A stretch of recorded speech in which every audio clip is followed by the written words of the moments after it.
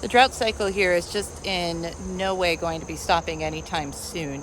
What makes sense, instead of just doing hydroponics, which requires actually more water when there is also extreme heat, is to be doing a system of terraces to be retaining water and using a copious amount of leaf litter to cover the ground and straw, and then adding liquid fertilizer from the biodigesters to create beautiful thick soil, because it's that soil, that organic matter, that retains the water and feeds our plants. So really, it doesn't make sense to have like 5 deep water culture buckets growing with tomatoes that I am having to pay Central Hudson for by using electricity to run the bubbler. Or does this make more sense?